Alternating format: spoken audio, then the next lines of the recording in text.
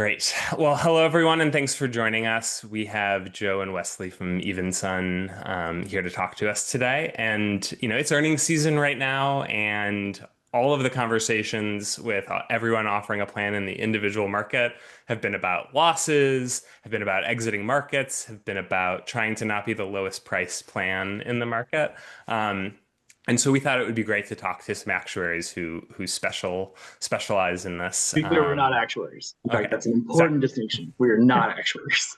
That way we can say whatever we want. Yes, Um, some consultants who are experts in the field, but are not actuaries. And so with that, I'm going to pass it over to Kevin and have him kick us off with the first question. I think first topic, obviously a lot of conversation on enhanced subsidies, what will happen there. But before we get there in conversation, I'd be curious as you guys look at the market, what are the big drivers of spend of this high trend that it seems like plans are seeing in the market more generally speaking? Because it seems like even leaving aside the subsidy conversation, there's issues with costs that are going on in the market. How do you process what's going on, current state, what's driving costs, how you'd articulate the exchanges today? yeah, Yeah, so, go ahead. I'll start, and then Joe, you can kind of follow up with some of the detail. There, the answer is as always, it's complicated, and there are a lot of factors. I do think 2020.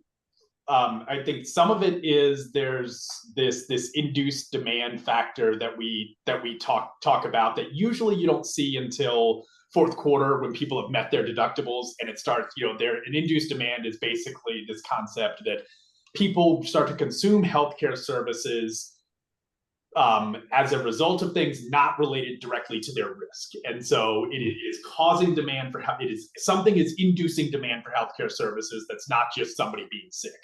And so sometimes that can be like every fourth quarter, a health plan experiences a big increase in induced demand because people have met their deductibles and they're like, okay, crap, like my deductible is about to reset. Let me figure out the stuff that I need to get done. I've been putting off cataract surgery or whatever.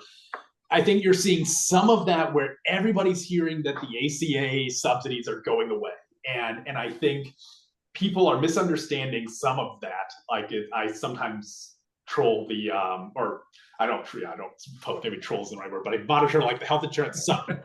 And the number of posts in there of people leading up to open enrollment who were like, the subsidies are going away. What should I do? And then people have to come in like, well, not all the subsidies are going away. And unless you're in these particular categories, yours aren't going to go away entirely.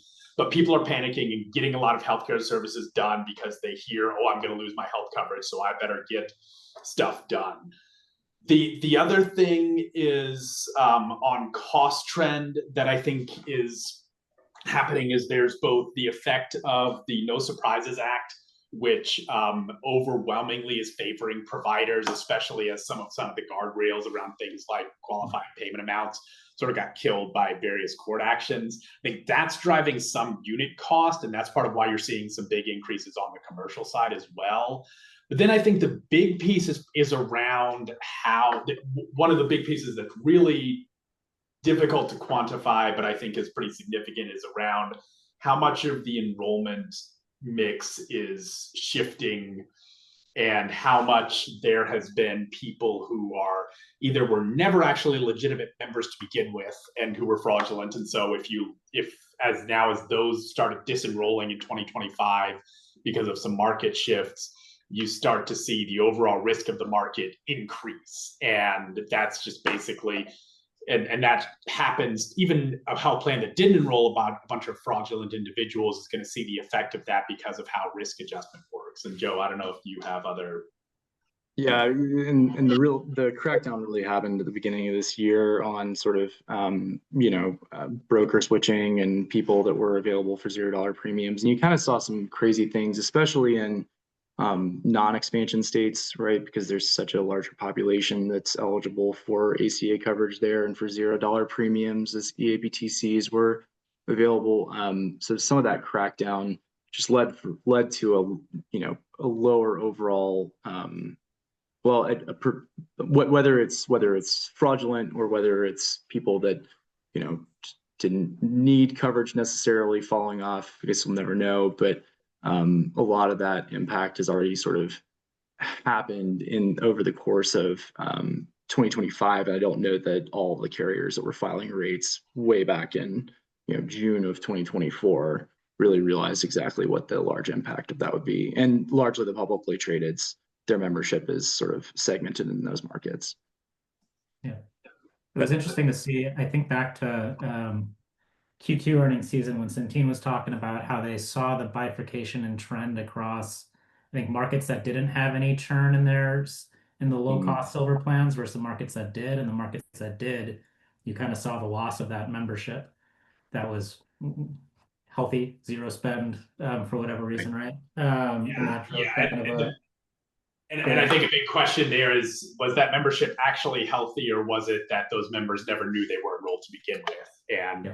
And the how big that problem is, I think is still kind of remains to be seen, because it's difficult to prove it, because a healthy person who's not filing any claims can look very much like a person who doesn't exist to an insurance company.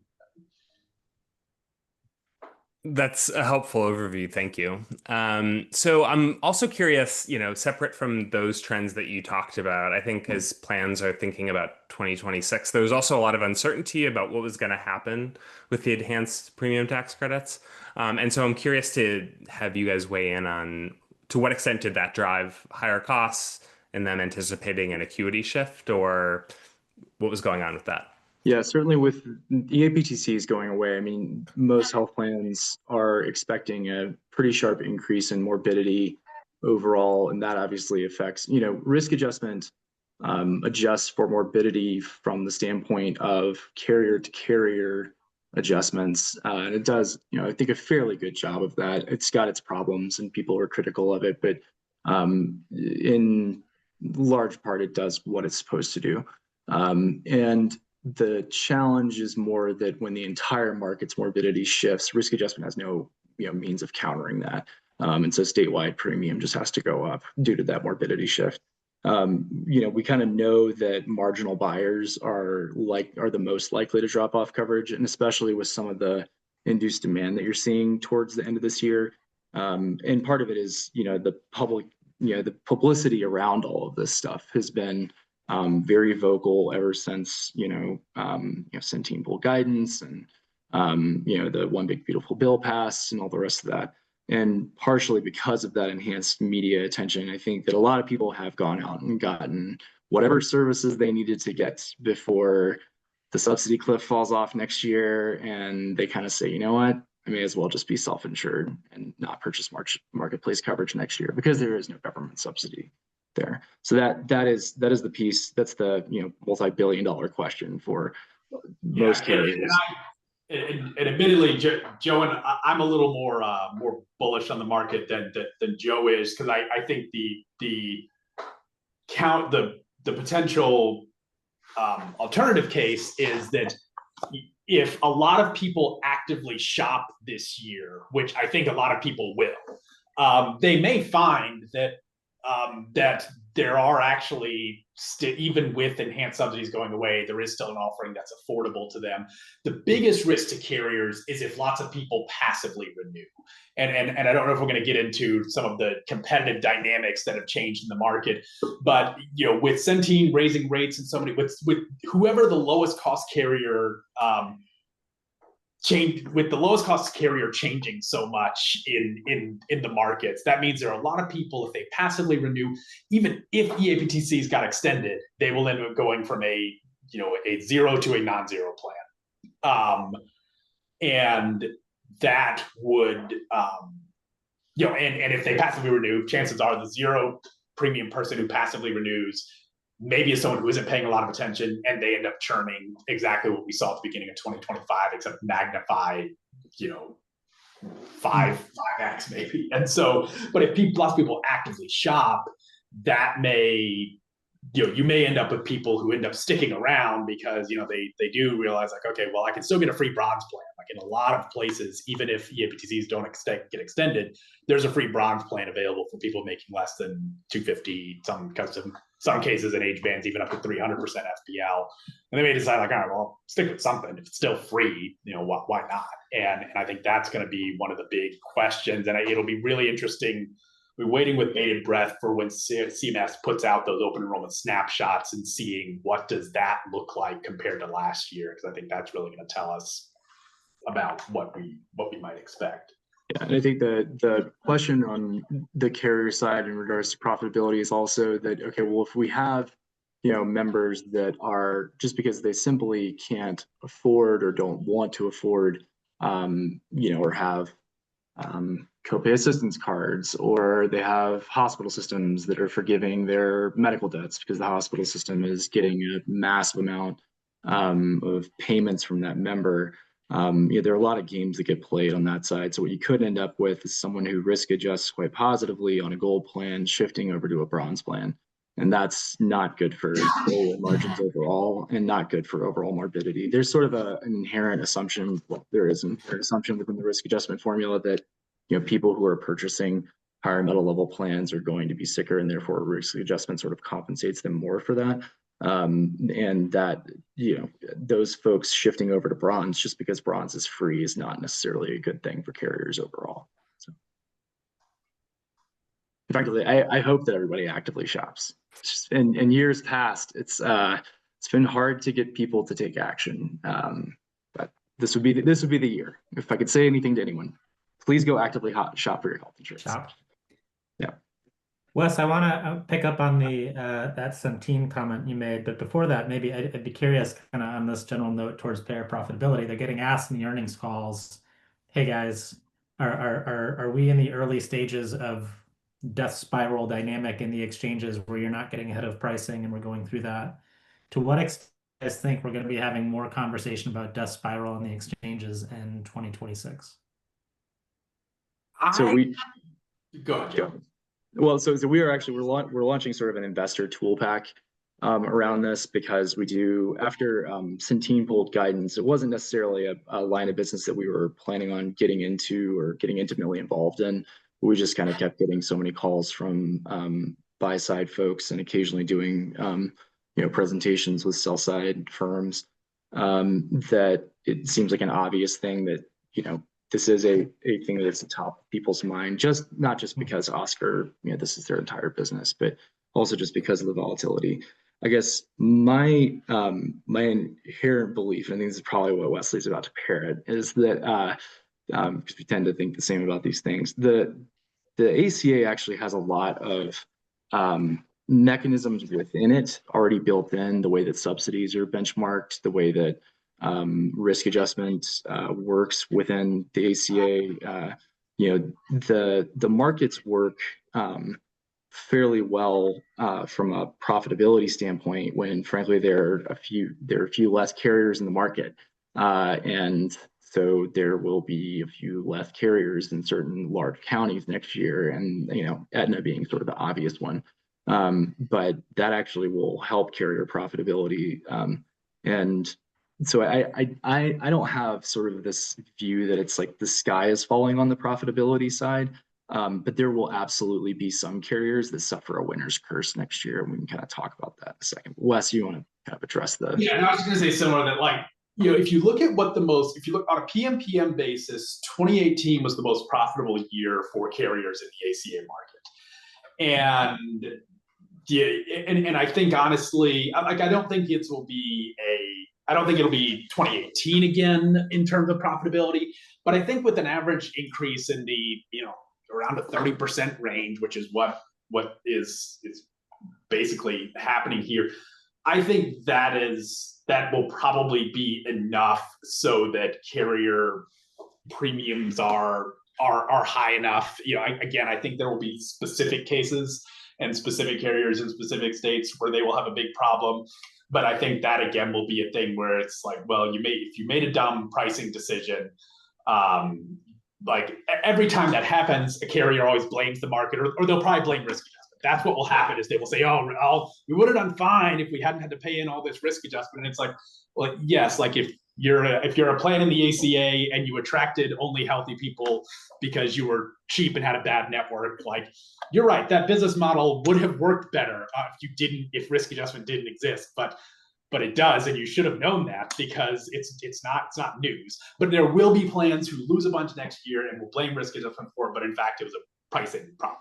And but I think most plans priced appropriately, and some didn't, and some may have been intentional, like they want to grab membership. I'm always skeptical that that's a good idea in the ACA because the membership isn't very sticky. But I mean that's if you have capital and you've got investors who are willing to light billions of dollars on fire, okay. We saw what happened with Bright Friday, but I do think overall though, I think the rates will be sufficient unless there's just sort of a perfect storm of all the things that could go wrong. There's a low active shopping rate, a lot of passive renewals happen. I could see sort of a perfect storm, EAPCs don't get extended and, another thing, but like, I think unless there is a perfect storm of just all the worst policy things that could happen, I think you'll have a marginally profitable year overall. Yeah.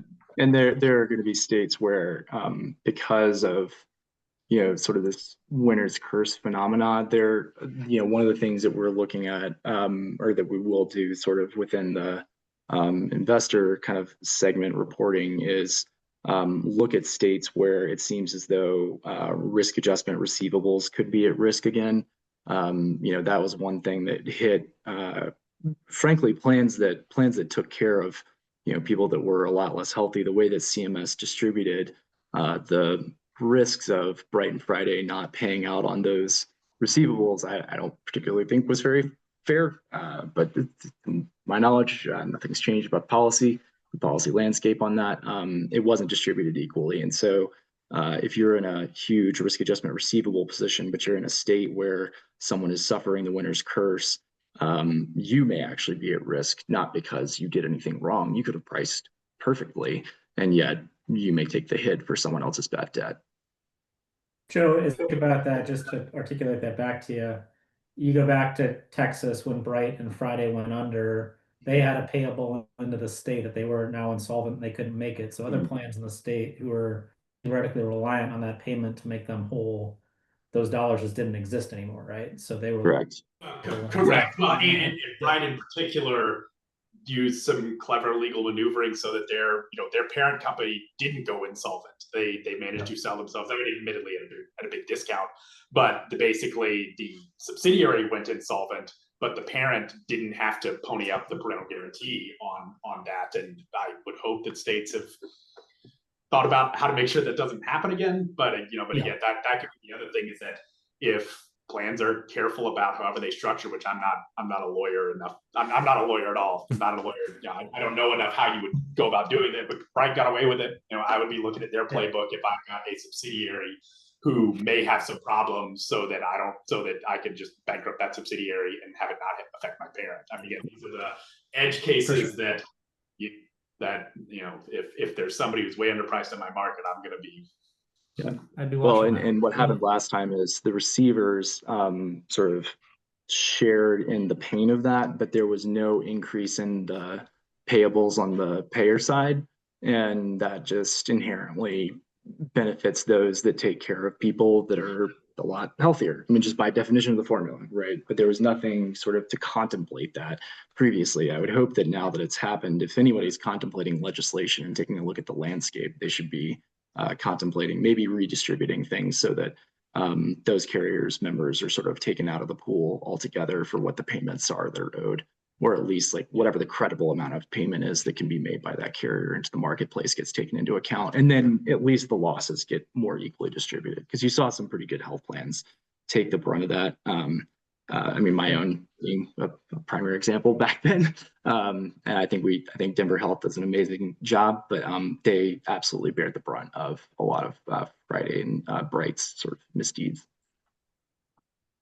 So I want to pick up on this thread of winter curse and Wesley, go back to the comment you're making about Centene's pricing changes. And I think there was a post you made that said Centene offered lowest cost silver plan in 120 of 159 counties in 2025. That was a million members. In 2026, that's 34 counties. Um, um, how This do is you, only in Georgia, this is to in be Georgia. clear. Yeah, the Georgia. Just in Yeah, Georgia. yep, Yeah. yep, yep. A big huge Um, ACA market though. Yeah. how do you think about what happens in the market when Centene steps out of that position? Like, who's coming in and backfilling? We heard United and Molina also say they're planning to shrink their footprint.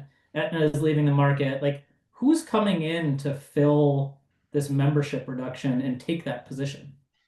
In Georgia, Yeah, Kaiser. in Georgia, it's Kaiser. I'm not. I don't think that was a plan on Kaiser's part. But that's what's happening, at least in the Atlanta area, which is where most of the membership is, and then it's throughout there are a couple of other carriers who are seeing the benefit in other parts of the state. It is really a state by state thing. One of the things that I'm seeing a lot of, and we're still doing kind of a deep dive into the full FFM data, and we should have a post out in the next day or two. I had the flu last week, or it would have been out sooner. But basically, we're seeing a lot of provider sponsored plans. I think are actually going to be the beneficiaries of some of these. There's in some markets where it's Oscar. It's that really is what I'm overall seeing is like it's some of these smaller regional provider sponsored plans, Oscar, and sometimes it's the regional Blues plan, or Elevance, but it's really kind of all over the place. But when that happens, this is where it comes back to that active shopping question. Yeah. And the thing that I pointed out in my post about Centene was that even if subsidies got expanded, if you were on the lowest cost silver plan in Centene and paying nothing this year, in Georgia, if enhanced subsidies suddenly got expanded, well, you're still paying like $120 next year unless you switch carriers. And if if lots of people just that the counter the counterfactual to my scenario where everybody's actively shopping because they hear about all the uncertainty is one that I think is also possible, which is everybody gets their renewal letter, freaks out, and just decides I'm out, and they don't even bother to look. And that's the other scenario that is possible, is people just hear, oh my God, everything's, the world's ending, ACA plans are over, I'm not going to bother shopping because I know there's not going to be anything out there, even if they're not true. If that's a narrative that's gotten out there, and I it's hard for me to to speculate. But again, you add on the layers of a government shutdown, which certainly the SNAP benefits probably likely affecting the most affected shoppers. Like, okay, I could see a case where you just get overwhelmed and you decide, okay, I can't. This isn't going to work for me, and so I'm not even going to bother shopping.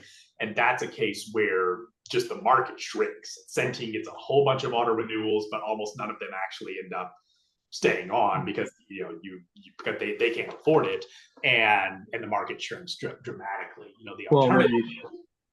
And what you then also see is, the market shrinking is not good for providers either, right? Because, people have to be covered through the ER. I mean, there are mechanisms that hospital systems and safety net systems cover people within, and those, charity care and all the rest of that stuff ends up going up. Bad debt ends up going up in hospitals. We always used to kind of say at my very first hospital system, it was like, well, self-pay means no pay.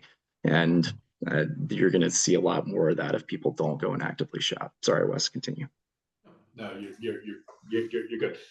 Yeah, no, yeah, and I think that's and that's really what it comes down to. If people actively shop, then obviously those plans who are now in a more favorable pricing position stand to benefit from that enrollment transfer. But it's again, people have to shop for it, and the broker landscape is a fair amount different this year because of so some of it, because frankly, like in order to combat fraud, you're also increasing the cost of doing business for legitimate brokers. And so if your unit costs, if there are a lot of brokers for whom the unit economics, they may just decide, well, this doesn't work, and so I'm not going to bother. And so that may reduce the amount of active assistance that's out there for people who are trying to actively shop. And so that's the big unknown, the big thing that I'm going to be really watching closely to see what kind of behavior we're seeing from some of the CMS data on those snapshots. And then the other piece is then around like, well, how people decide to like distribute themselves. Do they buy down to a bronze plan? And how does that affect the overall market risk? And then in states where they've put in policies around things like CSR loading, how does that mitigate it? So like Florida just this year required carriers to put in a specific CSR load, which I don't know if your viewers are familiar with all of that. So I'm happy to get into it, but that's gonna also change some of those dynamics. Is okay, there are now going to be people for whom it literally makes no sense for them to be on a silver plan. They can buy a gold plan that is both cheaper and better than the silver plan that they're getting auto renewed to. Do they do it? I remember when I was at a health plan and we had aggressively silver loaded and gold was cheaper than silver and better. Still people were enrolling in the silver plan. And like I talked to some brokers to try to figure out how, and they're like, oh, well, there has to be, like, there was basically like, I'm not gonna let that insurance company pull one over on me. There's clearly a reason why that this silver plan is more expensive. And so I'm gonna stay on that because whatever scam they're trying to pull over, I'm not gonna fall for it.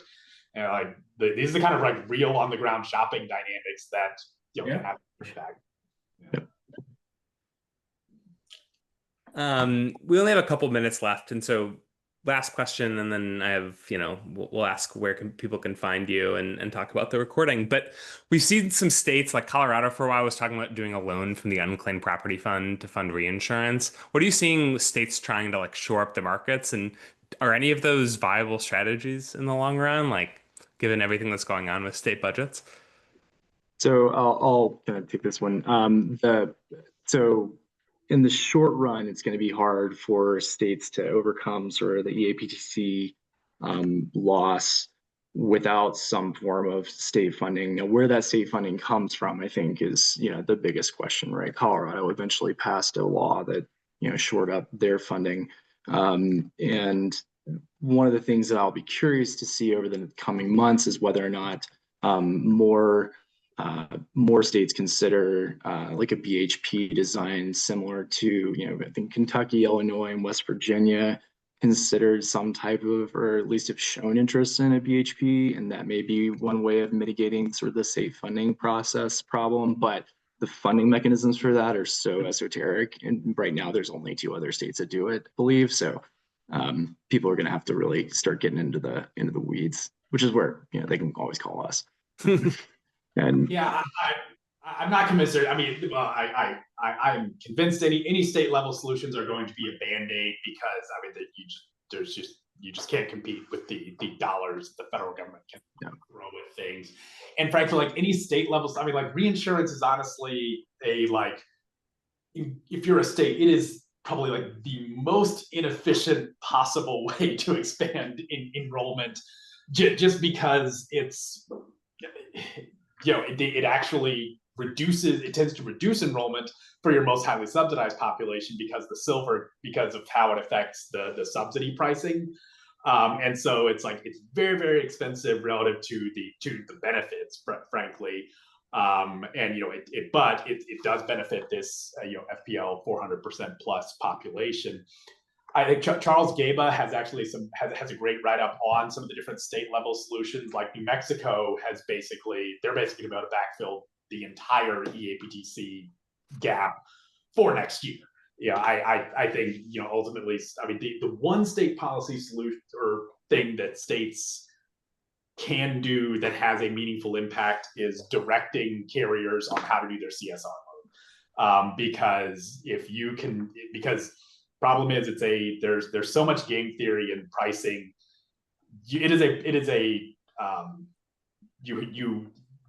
do not benefit by being the one carrier to aggressively silver load, and so everybody is incentivized to silver load not all that much unless the state forces it. And lots of states have figured out, okay, we just have to force you to do it, and then that does it creates some affordable. It doesn't help the 400%, the above 400% group, but it has a huge benefit for the 250 to 400% population and can potentially impact the 100 to 250 if there's also some more silver gapping, just able to expand the range there. And so, states have some levers that they can pull, but yeah, they're limited. And ultimately it's money, and states don't have a lot of money. And I think certainly when they're having, and come over the next couple of years where Medicaid cuts are going to be impacting state budgets, I think if I am a state legislator, or if I were talking to state legislators, they had to choose between trying to backfill Medicaid versus ACA. I think Medicaid would win every day of the week. I mean, it just is. Well, if I was a state legislator or an ACA plan and I wanted to get a hold of you guys, where could I find you on the internet? Yeah, so Evensun is our web address, evensun.com, and my email is just joe@evensun.com. Wesley's is just wesley@evensun.com. We keep it very simple. We're a fairly small shop. We're fairly specialized in all these nuances. Hopefully we won't ever hire someone with the same person. Right, yeah. Can't do that. Yeah, and then we post a lot on LinkedIn as well. Should definitely have some stuff out there soon around some of these interesting dynamics. And it has been the ACA is never dull. There's a joke that the ACA was the Actuarial Full Employment Act. Just how Sarbanes-Oxley was the Public Accounting Full Employment Act. And I'm not an actuary, but have luckily have benefited from some of that for better or for worse. But it is it's never dull. Well, thank you both so much for your time. This was a great conversation, and we're already looking forward to having you back. Have a good day. Thank you guys. Appreciate it. Bye. See you. Thanks a lot. Bye-bye.